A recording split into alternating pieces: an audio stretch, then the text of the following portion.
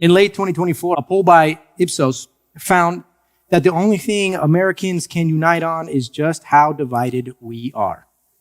81% of Americans, including 80% Republicans, 82% Democrats, and 81% of independents, say America is more divided than united. 78% say that it is more divided than it was just 10 years ago. We are not trending in the right direction. None of this is good when our country's name starts with the word united.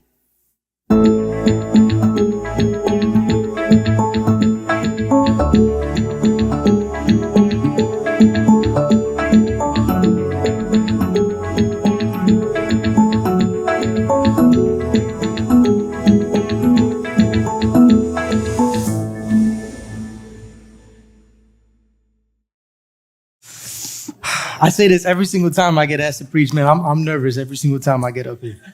Every single time. It's so crazy having prepped over, a week for a preaching. Then you got like this massive sum of notes. And then, they hit you with you gotta fit this between 25 and like 40 minutes, somewhere in between there. And I'm like, there's no way. It took me like, total of like 20 hours just to get this. You want me to distill that down in like 30 minutes? There's no way. And so I get nervous because I have like all these bullet points because there's so much I want to say and I know I can't say it all. And then I'm like, at the end, just like, Lord, lead me because there's no way I'm going to get this right on my own. And it was crazy leading up into this.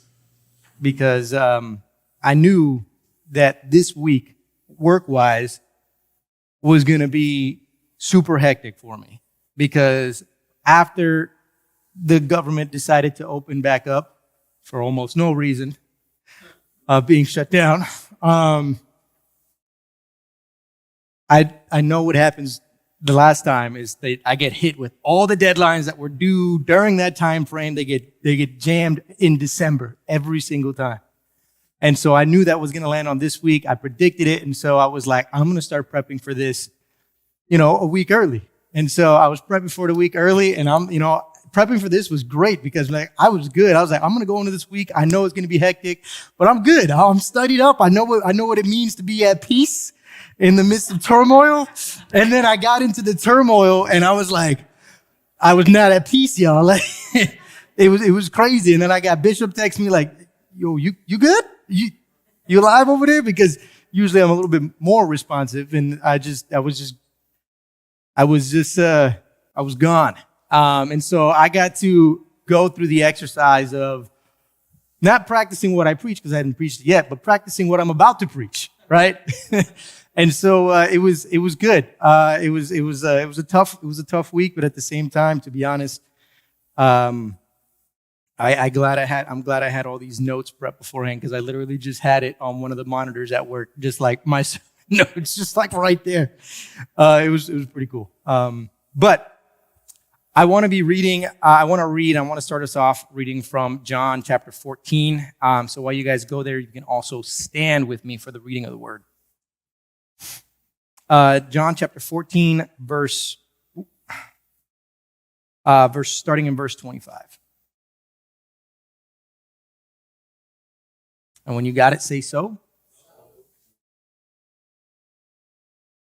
Oh, and I'm doing New King James Version, not NIV like my illegal counterpart from last week. I'm kidding. I'm sorry. I'm sorry for everybody who has NIV. I'm sorry. Okay. These things I have spoken to you while being present with you. But the Helper, the Holy Spirit, whom the Father will send in my name, he will teach you all things and bring to your remembrance all things that I said to you. Peace I leave with you. My peace I give to you. Not as the world gives, do I give to you. Let not your heart be troubled, neither let it be afraid. You have heard me say to you, I am going away and coming back to you. If you love me, you will rejoice because I said, I am going to the Father, for my Father is greater than I. And now I have told you before it comes, that when it does come to pass, you may believe. I will no longer talk much with you, for the ruler of this world is coming, and he has nothing in me. but that the world may know that I love the Father, and as the Father gave me commandment, so I do. Arise, let us go from here. You may be seated.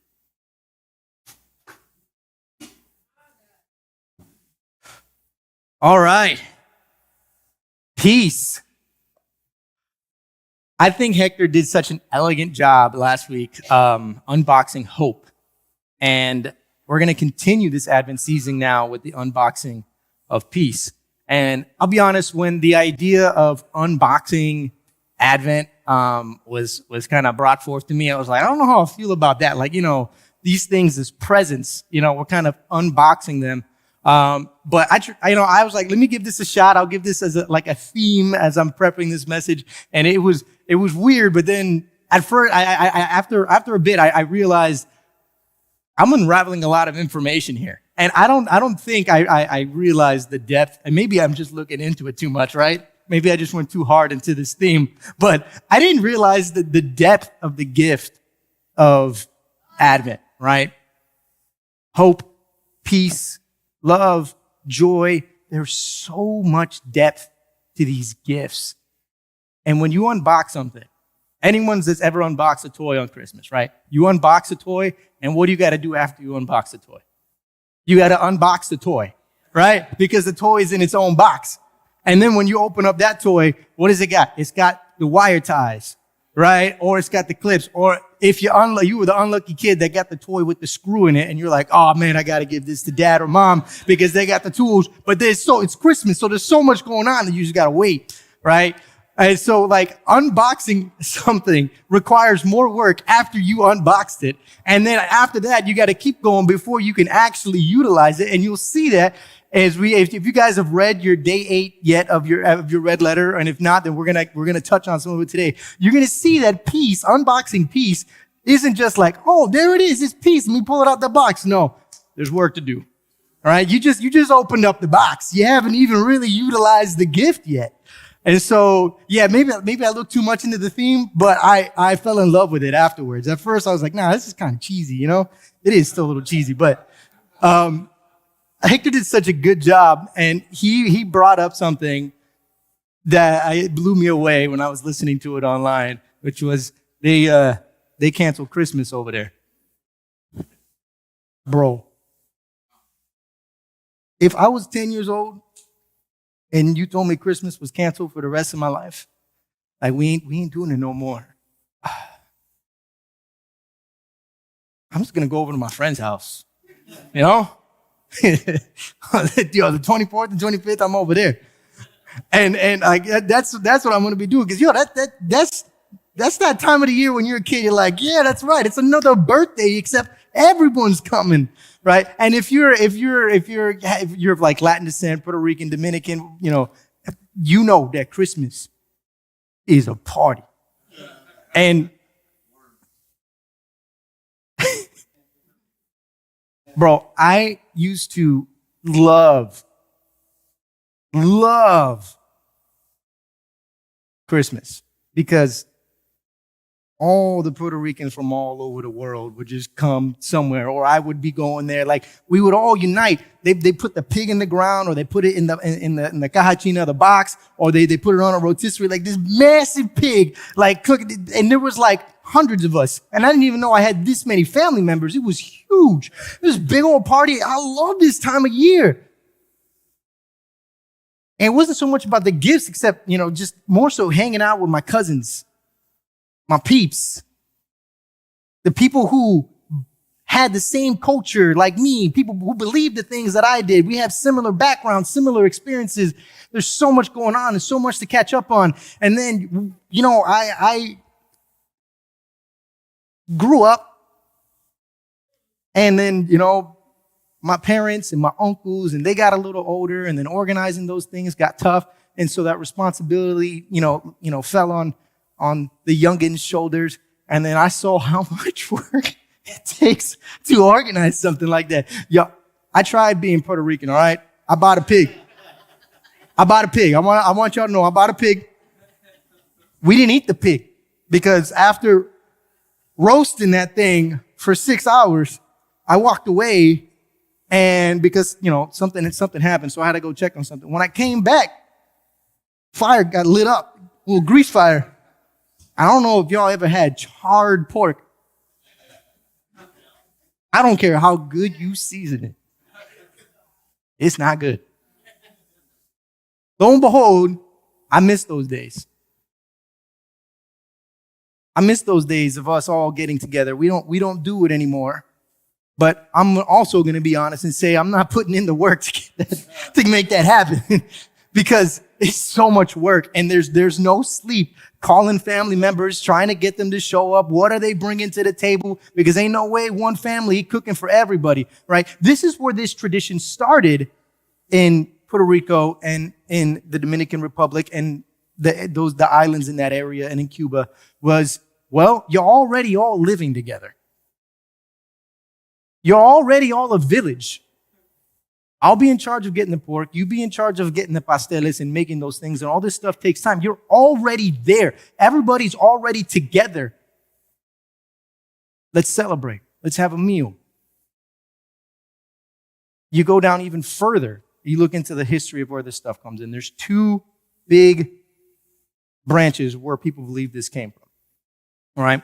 There's the Taino culture side of things where they had a massive celebration once to twice a year, right? And they would do that. The village would get together and cook. But there's also the tradition of large communion, where for an actual communion, you would get together, you would fellowship, there would be this large meal. And so, depending on what Puerto Rican you're talking to and what they believe, you're going to get two different stories. But it was the coming together of those who lived around you. It actually wasn't about relatives. More often than not, a lot of your relatives lived in the same area, in the same village, right? In the same town, and so that would normally happen. But it wasn't about your relatives coming together. It was about your immediate neighborhood coming together. And that's much easier to organize when it's just your neighbors, you know? So I started thinking about how chaotic a Puerto Rican Christmas can be. Right? And I take my father-in-law's approach here. Just show up to my house, nobody cook, we're just gonna cater. Right? We're gonna let X company or X chef or whoever just cook. And we'll cater and we'll enjoy the food and then we'll throw it all away. Nobody use real plates. Everything's gotta be paper and plastic. Right? Cleanup gotta be easy because you know what my father-in-law wants to do? He just wants everybody there. He wants to talk. He wants to play his dominoes and then just watch TV, right? That's it. That's it. Everyone, all the kids open up their gift, go play with your toys. He loves Christmas because all the kids are so distracted with their new toys and video games that he can finally just watch TV. You know, it's so nice. But it's chaotic doing all this planning. And so you look at Jesus' life, and I look back in time as to how my parents and uncles did all this planning, and I can't imagine there being much peace there. Yet I enjoyed it. I benefited from the sacrifice that my uncles and parents made. And in the same way, you look at Jesus' life, and let me tell you something. If any one of you just decided to walk in his shoes, none of you would feel at peace. Your birth story, not a peaceful story. I don't know if anyone, like last time I covered peace and I taught peace on Advent. I talked about how Mary pretty much like flew around the world in comparison, like the way the travel for us would be. She basically flew around the world, round trip, all that to just give birth to Jesus in a stable. Like it's not peaceful. And then the people showing up has got to be crazy. And then the upbringing of Jesus was chaotic. And then Jesus's life and his ministry was definitely not peaceful. Everything was just like headbutting every single step of the way, all the way up to where he's nailed to a cross.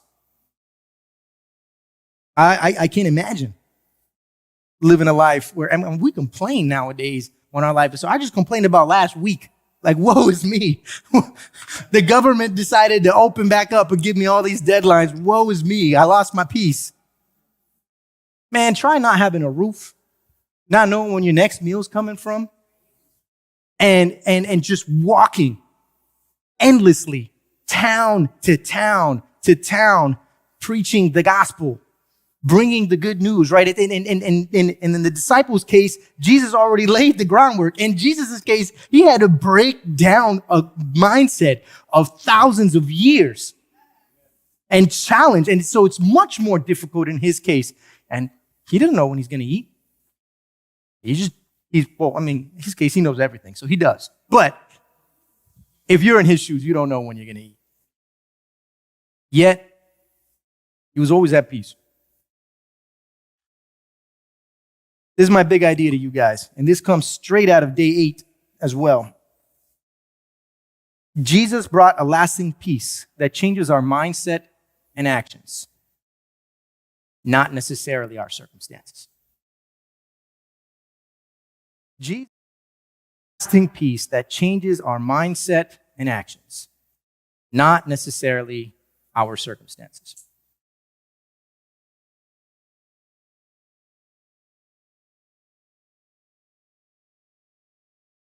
There's a big thing in the United States, actually it's almost globally, where people are looking for their inner peace. They're meditating, talking to the gurus, doing their yoga, speaking with the yogis. Apparently, there's this crazy stretch that you do that can almost break your back, but it opens up your mind or something like that. Acupuncture to find relief through herbal medicine. There's so much focus on being at peace. And this is the way we phrase it. You need to be at peace with yourself. Whew. Ooh. Also, that sounds like a mic drop type thing. Let me tell you something. Ain't no way I'm ever going to be at peace with myself. Listen, I'm rowdy. I'm stubborn. I like to just do things the way I want to do things. And when I get hungry, I stop speaking. That's the only time you're going to see me not speaking, but I'm making faces. All right? I can also be really rude. All right? And if I'm leading an effort, I want things done the way I want them done, and I want them done on time. And if you're a day behind, you're going to hear it from me. I don't want to deal with myself. I'm never going to be at peace with myself. That's who I am. I make myself angry. God, why did you design me this way? I am making myself angry. And then I get angry because I'm angry at myself. Anyone else ever get there? Yo, it's so crazy because you're like, well, I'm so sorry. I'm stubborn, but I can't help it. I am who I am, right? We got to be at peace with ourselves, man. Listen, you're the one that gets yourself upset the most. All right. Let's be honest with ourselves. That piece of advice, be at peace with yourself, it don't fly in the face of reality. It really just does not fly in the face of reality. You know why? Because you put yourself in your circumstance, unfortunately. Now, there are some things that we don't have control over, right? You don't have control over your mom and your dad and being born with the amount of capital and money access you had to, or maybe you were born into complete poverty, or maybe you were born with some really great circumstances and talents, right? But ultimately, after you're dealt that initial hand and you're able and wise enough to make choices, good ones and bad ones, you start rolling into the circumstances that you created. And so when you find yourself in a really bad situation and you look back and you're like, this was all me. I put myself here. It's tough to be at peace with yourself when you know the reason you're not at peace is because of you.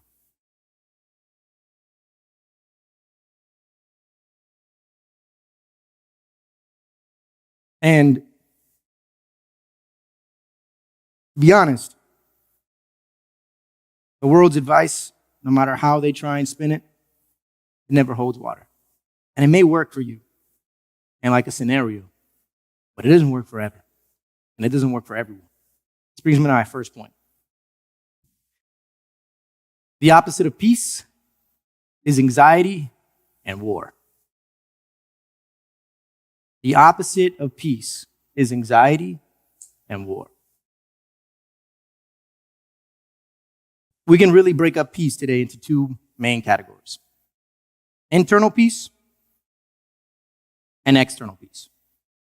That's it. There's peace within and everybody else, right? If you lack internal peace, this opens up your mind for attack. We harp on today's mental instabilities. There's a rise in mental instability. There's a rise in unhealthy mental states.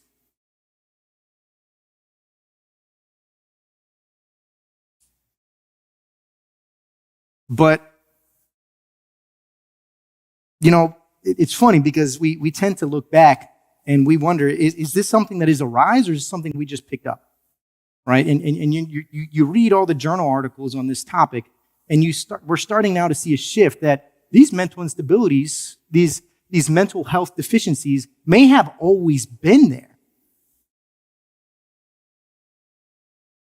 But we weren't necessarily picking up on them, or we didn't even know how to handle them, or the approach was, go get over it, right? It's not normal. Go fix it, right? It was more so we shoved that stuff to the side. We didn't know how to treat it.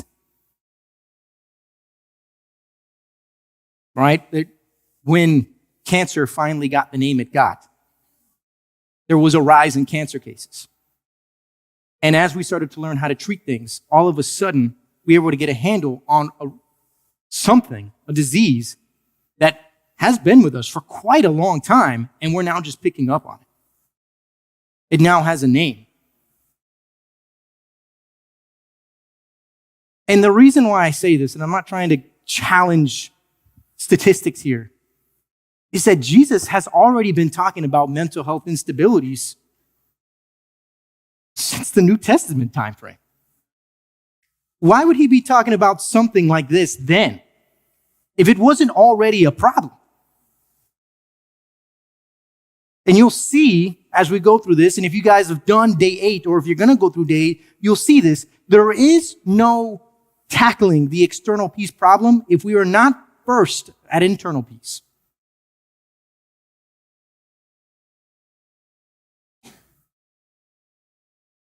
So, where do these anxieties show up? And how do they show up? Why do we find ourselves finally getting a handle and picking up on a mental health issue?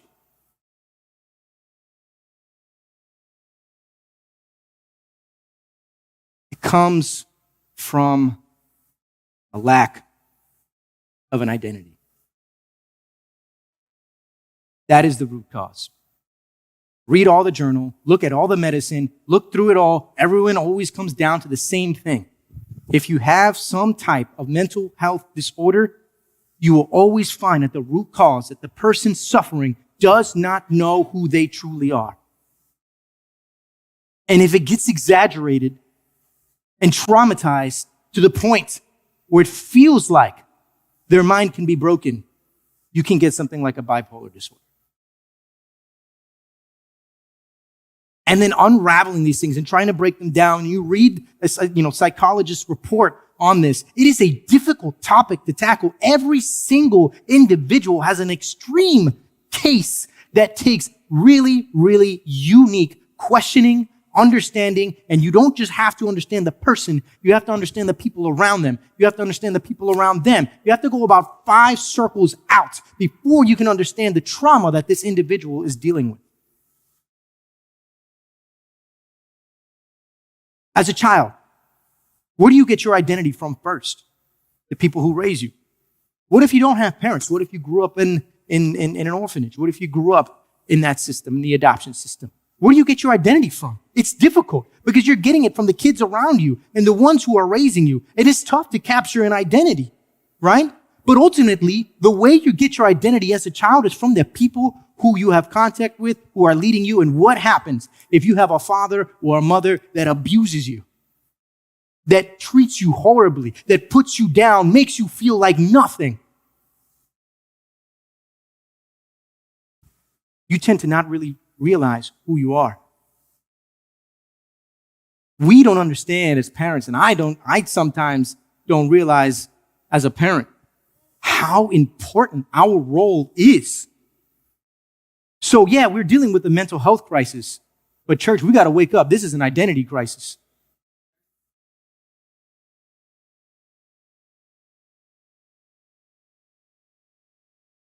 There was, when you look at the church's history, from the onset, starting with just the United States, there was revival after revival after revival.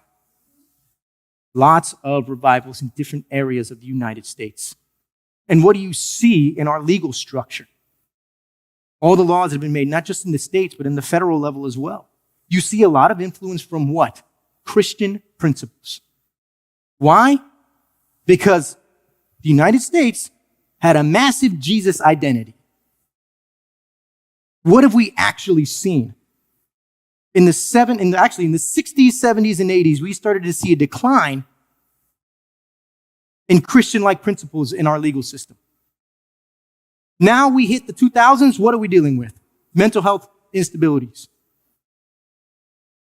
As our congressmen and women, as our presidents, as everyone who is in power making laws steps away from Christ over the years, all of a sudden, mental health instabilities come at a rise.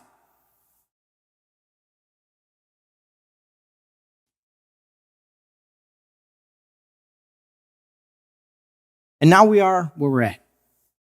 People are anxious. People walk on eggshells. You got to be careful how you speak with people. You don't want to offend anybody because the truth hurts, so it's better not to say it.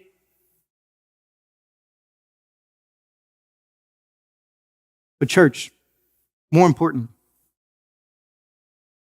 if this is affecting you, the body of Christ, this opens up your mind for the enemy to attack. This is my main point here. The world is going to deal with these issues because the world has chosen to neglect Christ. That's their choice. It wasn't yours. And so, church, if you find yourself dealing with these anxieties, these issues, you find yourself depressed, the body's here to love on you. Christ is here to love on you. And they're serious. I'm not saying of course, there are problems. I'm not saying you're in sin or anything like that. You could have a past that traumatized you. And I'm not here to say, you got issues, go figure it out. I'm here to say, you got issues, come, let us help you.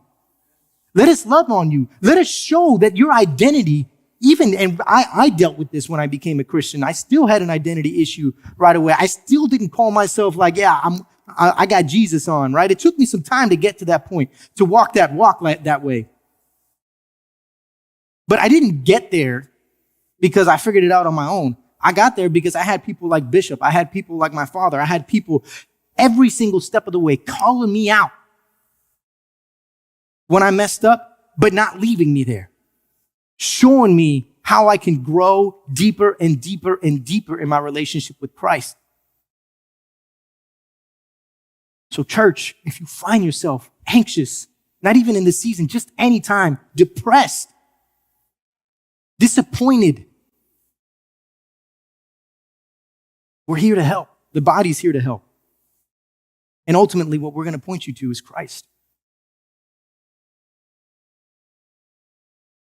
All of this, internal peace issues, these identity issues, will make us find ourselves at odds with one another.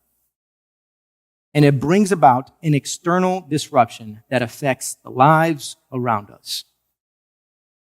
When you have multiple individuals that are dealing with an internal peace issue, it starts to show up outside. And the world begins to get affected. And enough of this external disruption eventually breaks out into the ending of lives via war. Look at any war, World War II, it's one of the greatest covered wars in our history. But look at any war, and you will see an internal peace dispute with someone about something, causing issues and fission. And eventually, a war would break out, or fighting would break out.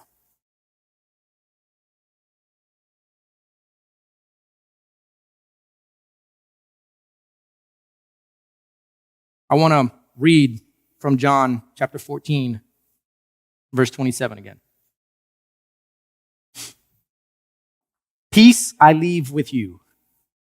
My peace I give to you. Not as the world gives do I give to you. Let not your heart be troubled, neither let it be afraid. And I want to make this key. Not as the world gives do I give to you. And I want to make this clear. Jesus recognizes something extremely important that we miss every single time we read this. Jesus pretty much says the world will give you peace. I want to say that again. The world will give you peace. Jesus recognizes that here. Not as the world gives. You want to know how the world gives peace nowadays? Man, has anyone ever gone to a restaurant and you got this child that is just wilding out? That's Enzo. That's my boy. That's my boy, man. You know, I know we went to Carrabba's for lunch because, like, I was basically no sleep all week while I was trying to get all this stuff in for these deadlines. And so yesterday, Joanna was like, listen, let's get out that. Let's get you out the house. We're going to go to Carrabba's. We're going to Carrabba's for lunch. You know, we always sit outside when we can if the weather's nice. And in Florida, that's like 3 times a year. And so that was half of yesterday.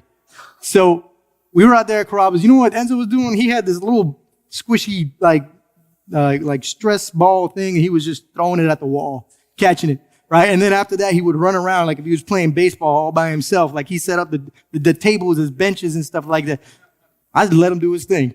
You know, nobody else was out there. But you see these kids wilding out, and then all of a sudden, the parents just say, "Hey, here's Paw Patrol, or here's SpongeBob." Like they put them on the phone, and then they running around, right? They're going crazy, and then all of a sudden they're like, "Oh wait, I'm gonna sit down right here.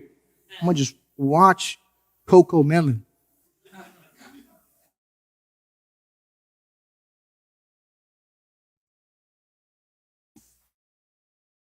You just handed yourself peace.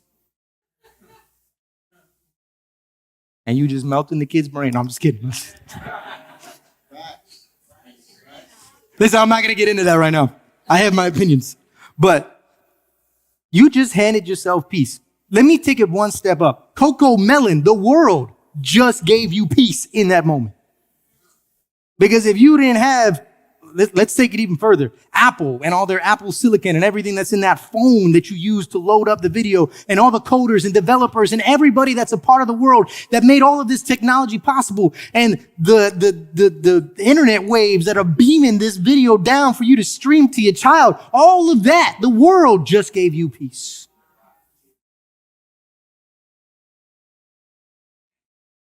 And you know what they're going to tell you? That's okay. That's normal. Don't worry about correcting your child and teaching them how to sit down like an elegant little boy who has to just hold all that energy in, you know? Just put them in their own environment. Oh, and that's just you and the kid, right? You do that to yourself. I know everybody in here has them doom scrolling moments every day. Instead of sleeping, like you tired. Man, it was a hard day at work. Bro, I'm just so tired. I cannot wait to sleep. I cannot wait. And you talking like that. You show up to work tired, telling all your coworkers you can't wait to go home to sleep, right? Then you get home, you have your dinner, you do whatever you got to do, you sit down in bed. Phone slaps you in the face because it falls, right? You pick it right back up, you keep going. But yeah, why won't you sleep? Do you know why it's easier to doom scroll? Because what happens when you close your eyes at the end of the day if you don't doom scroll? No, your mind has to think. And you got to think about every decision you made. You got to think about, man, you remember back in the day, like maybe the kids nowadays don't know, and I barely know, right? Because I grew up when cell phones were coming out, right? And like the Game Boy wasn't out yet, but it was coming. It was coming, right? But for the folks that knew what it was like before all that stuff, man, when they went on a car ride, they just had to sit and think. And if they left their book, forget it. Man, when you went to the store with somebody, you had to talk to them. Like, you really had to talk to them because there was nothing else to do. There was nothing else to do. This isn't a preaching about turning off your phone, by the way. No, it's not. But you should turn off your phones.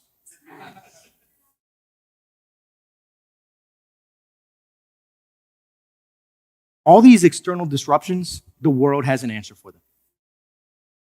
The world has an answer for this entire transgender topic and how to handle it. Everybody on each side, the world has an answer, right? They haven't figured it out, but the world some way has an answer. For your mental health instabilities, the world has an answer. For your depression, the world has an answer. For your kid, the world has an answer. For the issues you're having at work, the world has an answer. The world will have answers. The world will give you peace. But Jesus points out something very specific. Let not your heart be troubled, neither let it be afraid. If the world gives you peace, it will work for a moment, but then your heart will be troubled.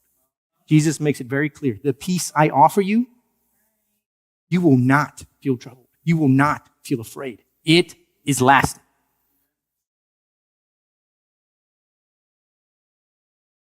This brings me to the second point.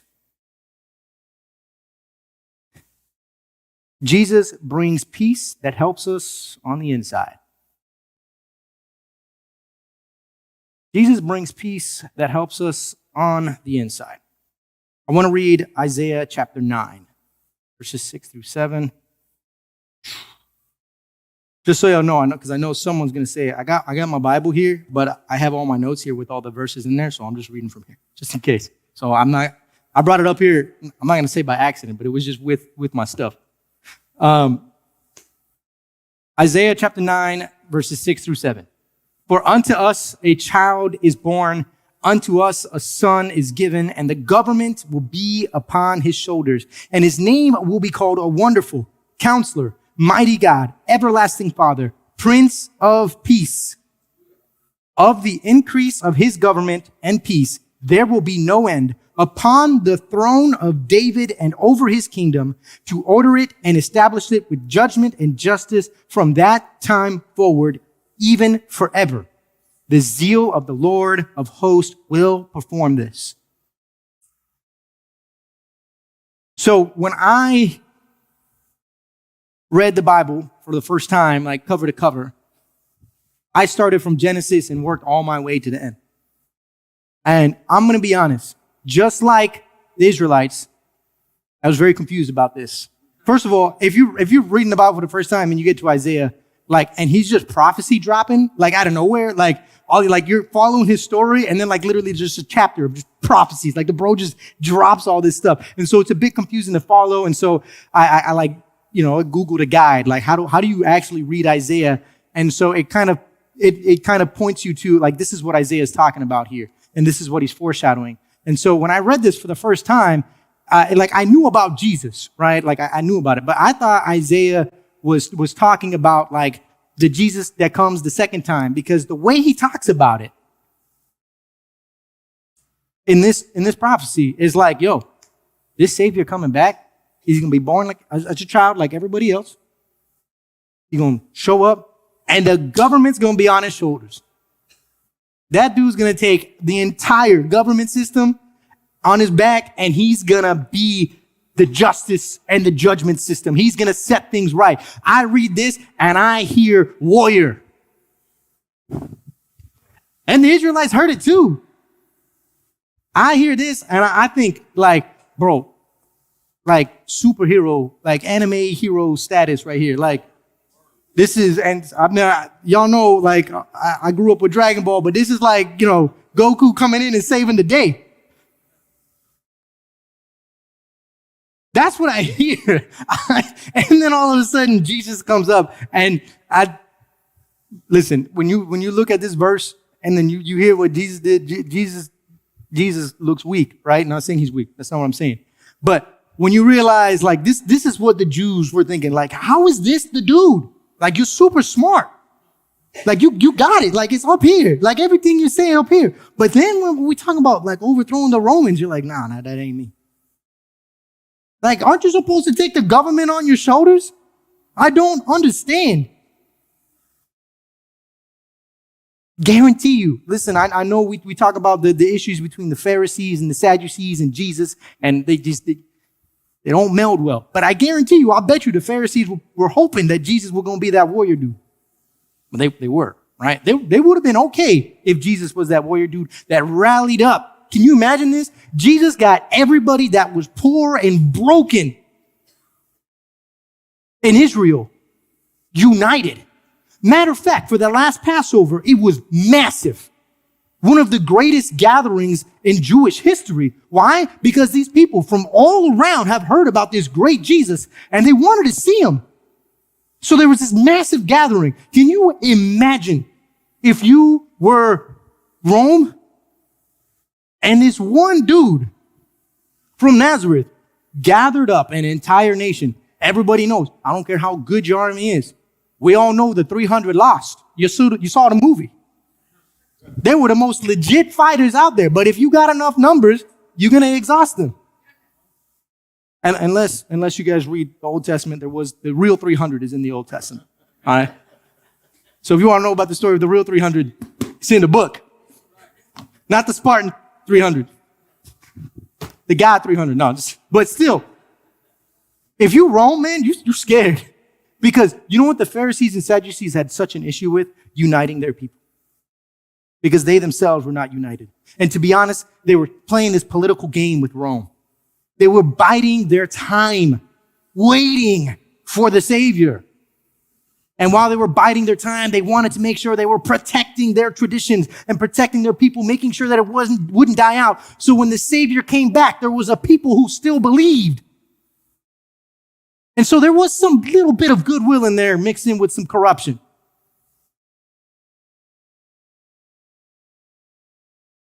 Man, I'm on point 2. I got 18 minutes left. I'm not going to make it. I'm sorry, guys. I read that as 81 minutes. I was like, I'm good.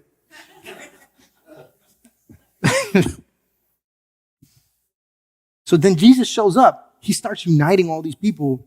Bet you there was a little bit of hope. This could be the one. This is the dude who's uniting everybody. Even the Jews who live with the Greeks. They're all coming. They're all believing. But then he doesn't agree with us. That's a problem. He's not talking about rallying up troops. He's talking about changing hearts. He wasn't making an army. He was changing mindsets. And unfortunately, the mindsets that he was changing on a mass scale did not necessarily agree with the traditions of the Pharisees, Sadducees. So when you reread Isaiah, what do we actually see Jesus doing here?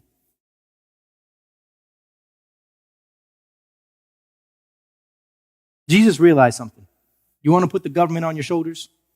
You want to actually change the system? You want to actually bring about lasting peace? You can't send the broken to fix the broken.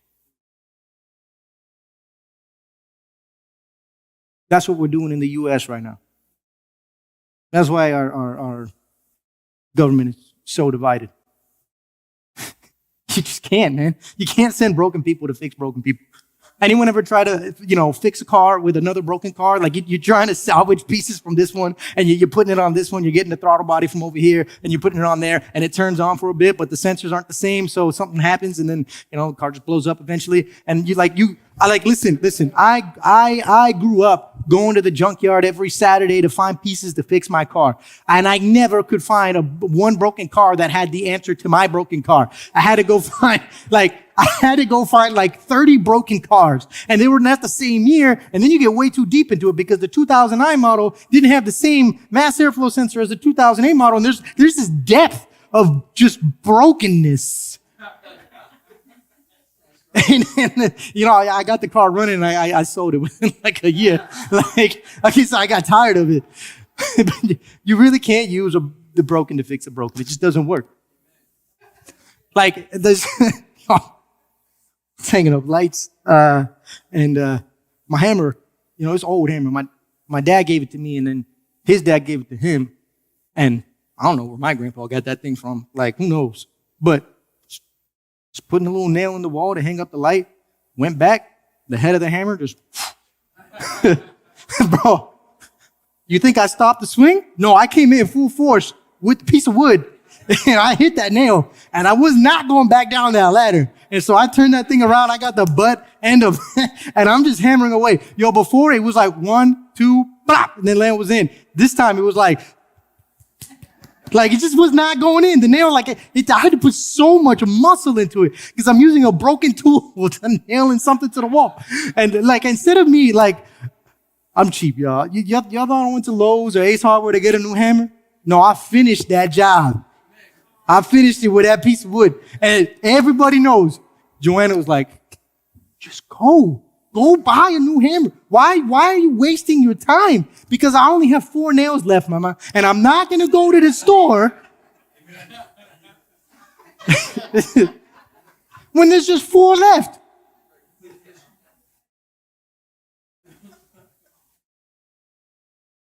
This is why they say guys are dumb.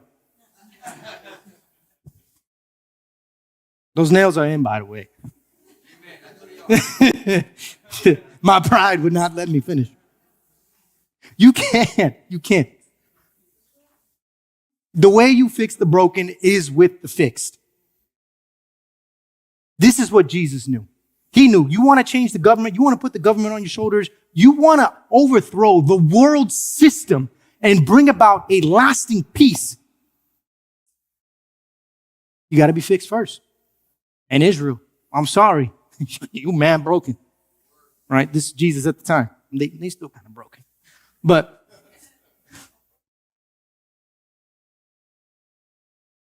he knew this. And that's a tough pill to swallow. Lord knows I can't even do it with a hammer.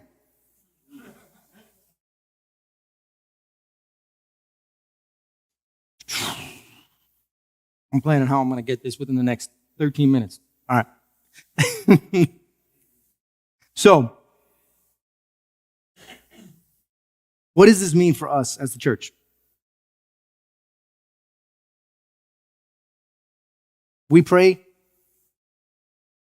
We seek God. How can we change our congressman and congresswoman's mind? How can we change the president's mind? How can we make sure that the laws they're putting out there are more closer to holiness? Get away from secular legal systems and bring in more Jesus into the system.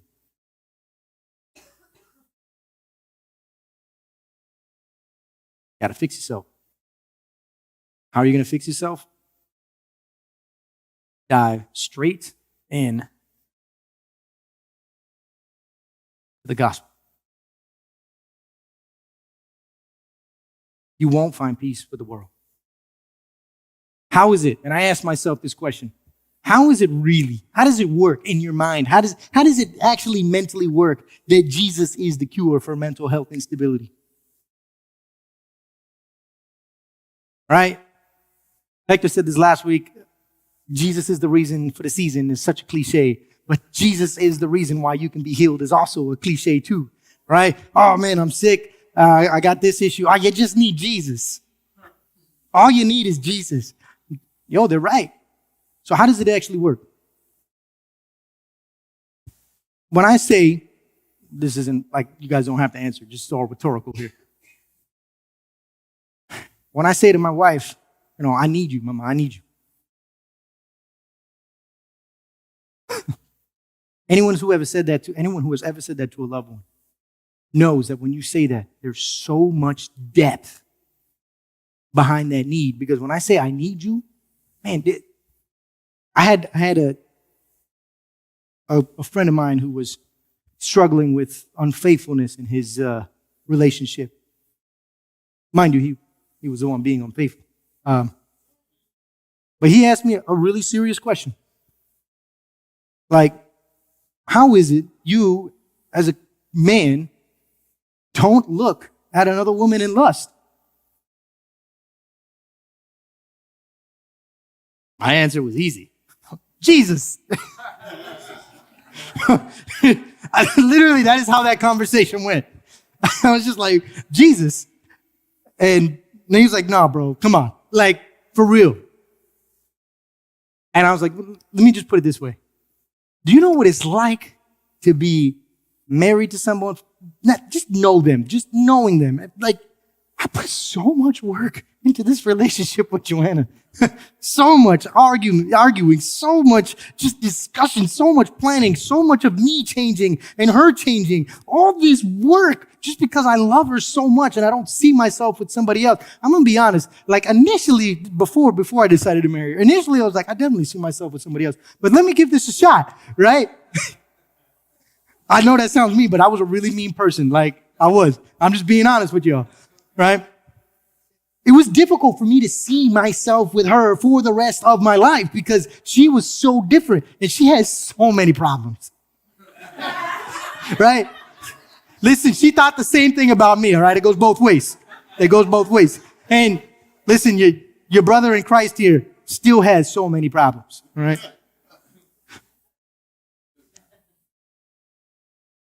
But I put the work in.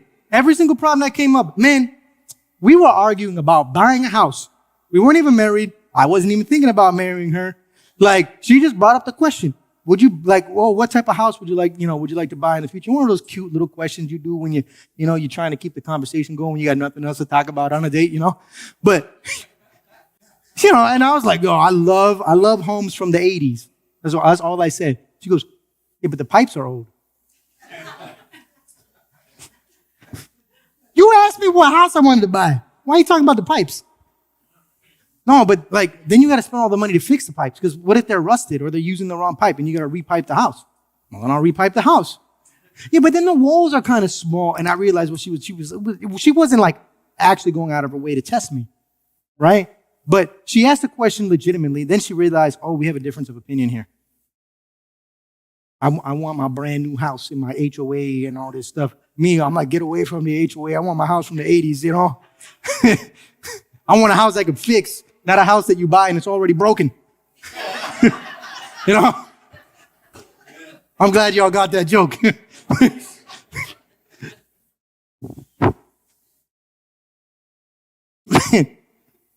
We didn't talk for like 3 days after that. We had such a big disagreement. We weren't even thinking about marrying each other. I think we had been talking for like 3 months.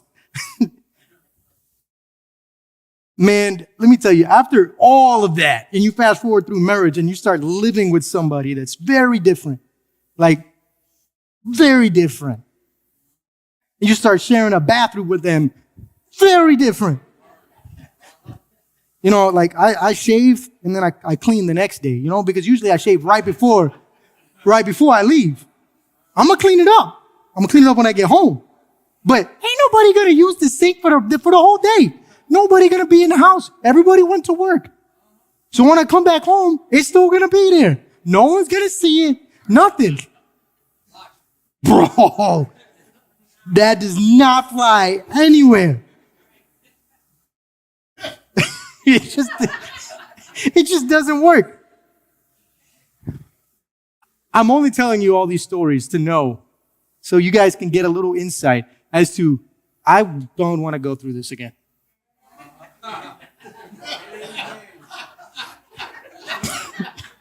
I'm not doing it twice.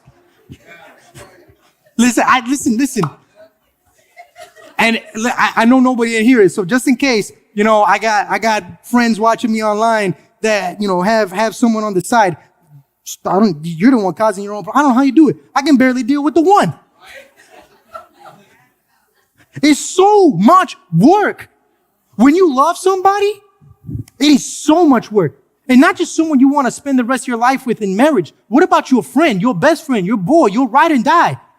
Man, you have issues with them too. Yet you still love them. Yet you still let them through your door. You still let them stay tonight. You still let them hang out. You still let their families come in, even when you disagree. Why? Because you love them and you deal with all that stuff. And I'm not going to go find myself another ride and die because I already got to deal with this one. And I put so much work into this. And this is where discipleship comes into the picture. When you look at the Christian lifestyle, when you're discipling somebody or when you're being discipled, man, you're going. It's not just, hey, let's read this book together. Hey, let's just do this study together. And then after, 8 weeks or 7 weeks, if you're holy, after 7 weeks, Like, we done. Like, you did. You're complete. You graduated from discipleship. No, man. Jesus had 12 disciples, and they were all nutcases. When we were reading John chapter 14, man, that's like a valediction from Jesus, just in case. A valediction is like something like a big thing that you say pretty much before you go. You know, what we like to say today as famous last words. Man, Jesus is going through this whole valediction, telling them this is what's going to happen, blah, blah, blah, blah, blah, blah, all this stuff. And then all of a sudden he's like, and y'all don't remember any of this, but the Holy Spirit is going to come and he's going to help you remember, because I know we just went through this entire discipleship process and you still don't know. That's discipleship. Man, that's so frustrating. Gosh. You know what it is to work with someone for 3 to 4 years? Jesus, man, oh gosh. And you're teaching them. You're saying this is how you do something. And then you set them off into the world and you say they have all the tools. They know how to do it. They just walk out the door and trip. Bro, this is what it means. This is why I don't lust after another woman, because for me, looks is nothing anymore. Yeah, sure, it works, that initial attraction, right? But man, once you really get to know someone and that depth, that relationship is so deep, appearances don't matter anymore. Because I can't see myself with anybody else but my wife. As much as she can frustrate me, as much as she can make me the happiest man on earth, I won't see myself with anybody else because I put the work in and she's put the work in as well. You want to know how Jesus actually heals and helps you and how he's the answer for your mental health issues and for your identity crisis? Get to know him. And you will struggle with the things that he says. They're difficult. They're tough. There are hard pills to swallow. Sometimes they may be way above your head, the knowledge drop that Jesus has given you. But man, when you dig in, when you actually wrestle with the word, you come out stronger, and nothing that the world offers you will lust after. No peace that the world can give you will satisfy, because you've dug so deep into the Prince of Peace and everything that he has to say that you reign in peace with him. Man, we got 2 minutes. All right. I'm going to have to skip down to point 3 so I can get through this. All right. This brings me to my third point. Jesus brings peace that acts on the outside. Jesus brings peace that acts on the outside. Let's say you got this whole internal peace thing figured out.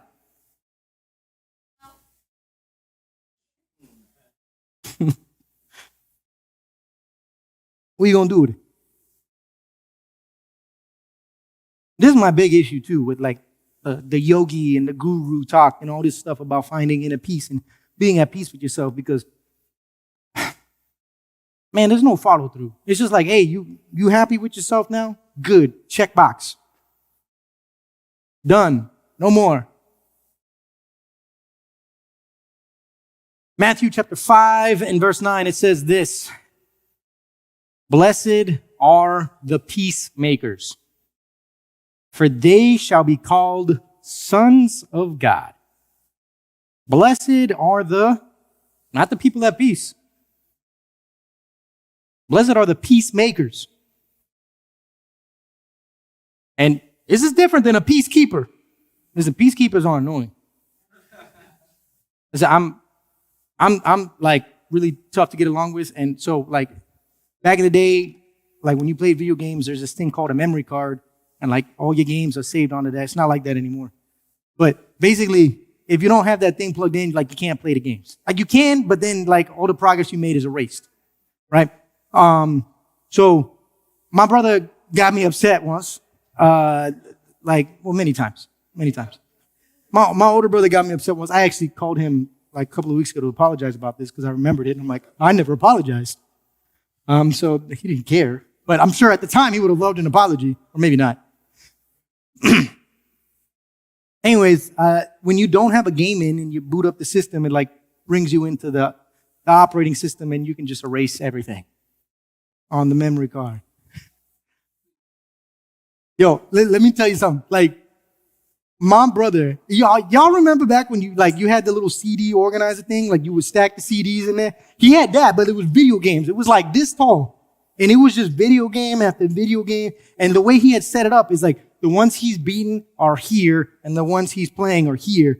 And then he had like a little piece of cardboard that he put to like organize it. And the piece of cardboard was down here. So he had like 3 games left to beat. Your boy here took the CD out, turned it on, and then hit factory, what was it? No, not factory reset. Format. Would you like to format the memory card? This will erase all your data. Yeah, it needs a reformat.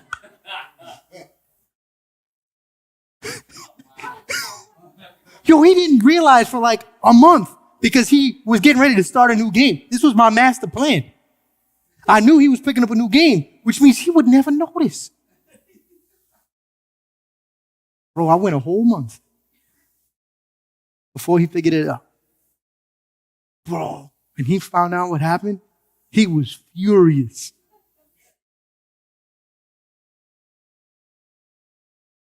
I love my parents, but do you think they try to make peace here? Nah, they just kept it. Man, this is no fault to them. I have no idea what a memory card is inside of a PlayStation 1. They don't really care. That was their quiet time when, and my dad would use that to prep his preachings. He would be like, hey, I'm preaching this Sunday, and so you can go play PlayStation. Oh, yeah, Dad's preaching. And so my dad comes in. He's like, what's going on? He deleted all my memory. He deleted the memory. I can't play my games. He goes, is it broken? He goes, no, you can play the games, but I can't play the games like with the memory in there. Like I can't start from where I started. He goes, well, then just play again. Bro, my smile is as big as all of y'all's. I was like, I won this. I got my revenge and I don't have to pay the consequences. But he kept the peace. He said, listen, you know what? Okay, you're only allowed to play Game Boy for the next month, and you're only allowed to play PlayStation. Cool. I never played a PlayStation anyways, because my brother never let me, right? Didn't matter. The peace was kept. None of it was made. He was angry with me for the longest time until he forgot about it. And that's just one little instance, right? But peacekeepers are annoying. Peacekeepers is what we have in our political system right now. They ain't trying to make peace. They're just trying to keep whatever semblance of peace we got left. Peacekeeping gets nothing done because, to be honest, if you're trying to keep peace, that means it's already broken. You need to make peace. And if anyone's ever made anything, if you ever made food, if you ever made a car, if you ever made a puzzle, if you've ever done anything that requires making, what does it mean? Work. It means putting your mental brain power into the tasks. It means thinking about how you're actually going to make something. I got 0 minutes left. All right.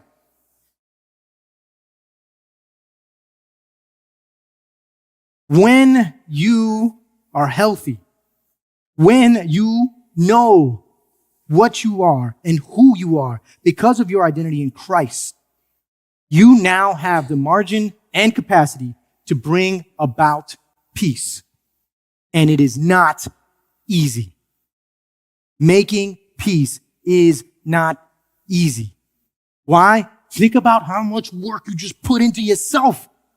How much wrestling you did with the words of Jesus. To arrive at the part and at the point in your life where you feel like, I finally am at peace no matter how difficult life is. I figured myself out because Jesus. And now you got to help someone else through that process. And you got to keep doing it and doing it and doing it and doing it. Y'all seeing the gospel picture here? We always talk about world peace, world peace, world peace. Tell you what, if everyone had Jesus, we'd have world peace.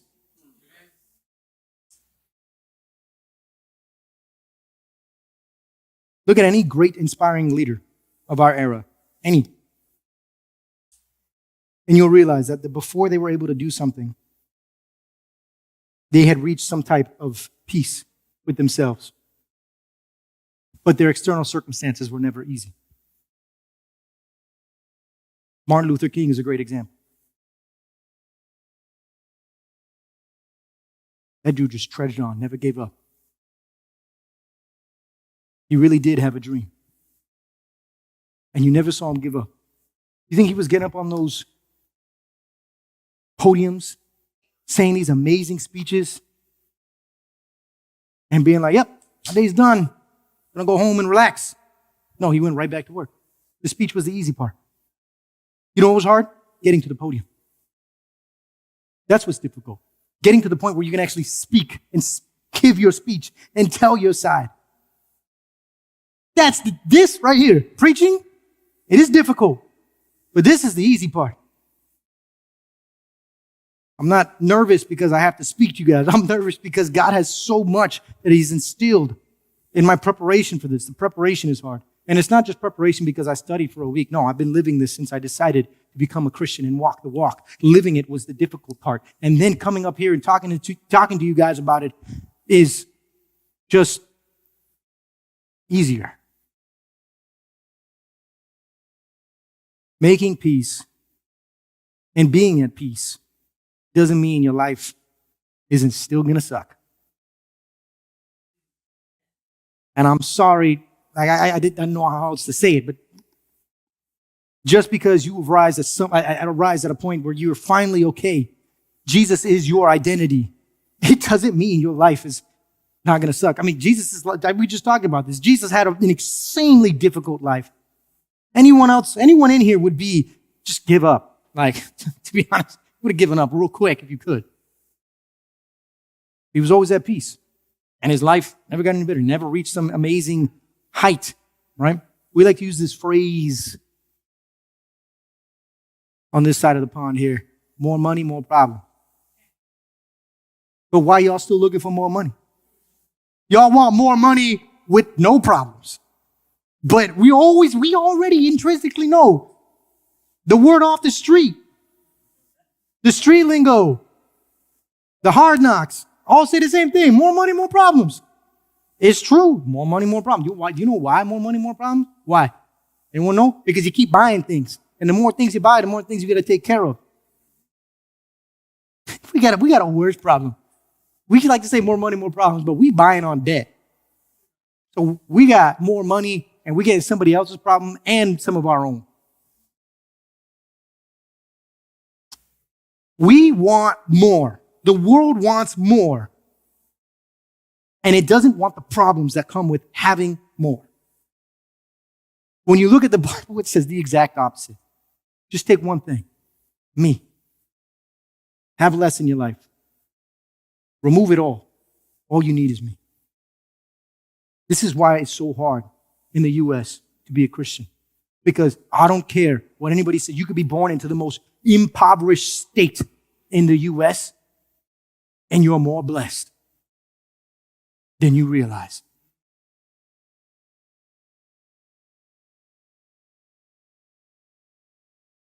People like to rag on the U.S. for a lot of things. If you live here and you made it past the age of 4, you're blessed. You're blessed because guarantee you can just walk into a restaurant that has AC. Listen, I was a bum in college for a year, and it was I have to say, it was a good time because all the money I was making went straight in my pocket. I didn't pay rent, I didn't do anything. I just took a shower at the local gym. I would sneak in, take a shower, walk out, and if it got hot, I just went into whatever store, sat in there. AC, it was great. All I had was one car. And I got so good at sleeping in the car, man. So good. Like to the point now where I can't really sleep on a regular bed. But, bumming it in the U.S., you more blessed than the bums, like the real bums, like on the other side of the planet. This is why it's difficult. Because we're taught about this American dream, about making it. and making it has some type of status. You got a house, you got a roof, you got a debt, all these things. But the more you bring on, the more you got to manage. This is why Paul said it's better for you to not be married, right? Because why? Just being married, forget the house, forget the dog, forget the kids, forget school, forget daycare, forget paying for the thing, forget taking them to soccer practice or whatever it is. Forget all that. Just being married is a lot to manage. Now you're married, you got a house, you got a kid, they want to play baseball, they want to do this, they got their own things, they want the new, what's the new thing? The Switch 2, right? They want you got to figure out how to get that. You love your kids, so you're going to find a way to work a little extra to get that money to buy them things. And there's all this stress, there's so much to manage. And then you got your in-laws with all these extra emotions.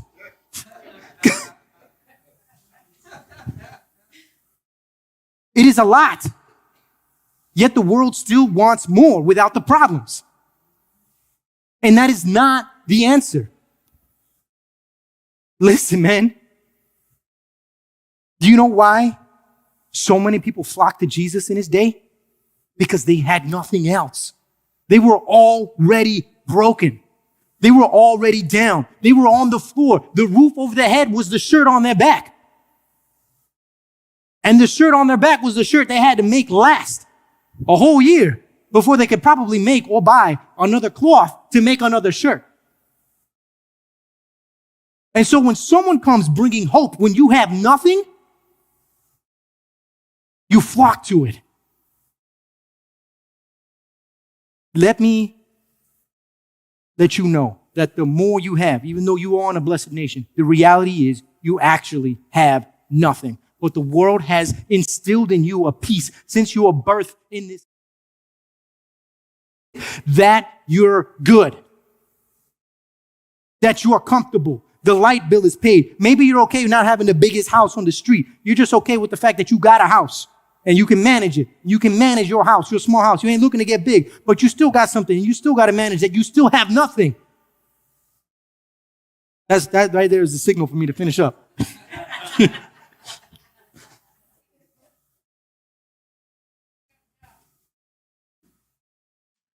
Church, man, we don't have anything.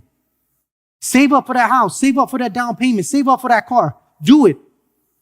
But just know you don't really have anything and you don't actually need it. I went on a mission trip once, man, and you know what it is to see people who like show up and you're there, you're the American, right? And you're praying over them. You're helping them build this little like tree house in their school area, and you think you're helping them out. And then the dudes that are hammering with you walked 3 days from a mountainside to get to that church to help out for this event. I sat in an AC flying bus with a rent-a-car that had AC in it too, and then we stayed in a hotel that had AC. These people are walking 3 days.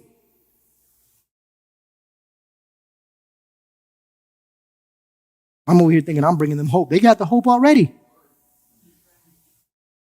Y'all wouldn't walk 3 days to Publix to preach to the cashier. Y'all don't even preach to the cashier, and yet you go to Publix in your car. You're just looking for your pub sub, your chicken tender sub.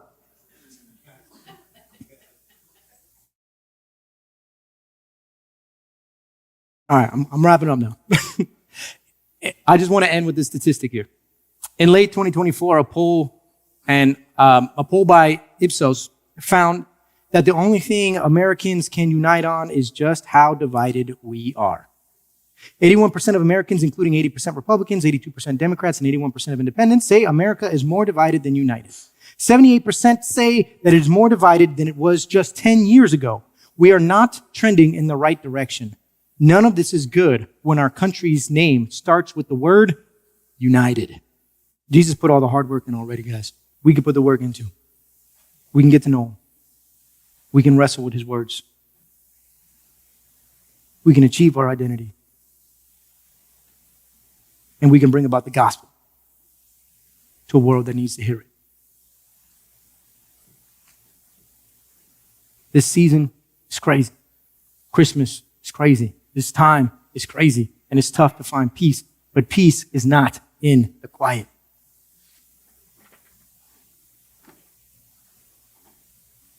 Peace is something you have in the midst of all the noise. There's tons of them. So I want to challenge you with this. Do you have the internal peace that Christ died for? And if so, are you sharing that peace with others? Are you a peacekeeper or are you a peacemaker? Let's pray. Hey there. Thank you so much for joining us this Sunday. I hope that your time with us was helpful. Hope that your time with us was edifying to you. And I just want to say thank you for all of your support. Thank you for the likes. Thank you for the shares. Thank you for the comments. If you are joining us for the first time online, would you please do us a favor and either email me at bishop@corefaithchurch.org. That is bishop@corefaithchurch.org. So I can thank you for being with us, get to know you a little bit better. Or if you have a prayer request, you can also email me there. Or if you're on Facebook, you can go ahead and you can leave us a message here directly in the comments section, or you can send us an instant message and we'll get that and respond to you as soon as we can. Lastly, I want to say thank you to all of you for your financial support. And if you would like to contribute to Core Faith financially, there's a simple way to do it. You can give electronically. All you have to do is text Core Faith, that is one word, Core Faith to 73256. That is Core Faith, one word, to 73256, and then follow the prompts, and you can be a financial supporter of the mission that God has given us. And if you are supporting us financially, I want to say thank you so much. I pray that God will bless you abundantly. God bless you. Hope to see you next week.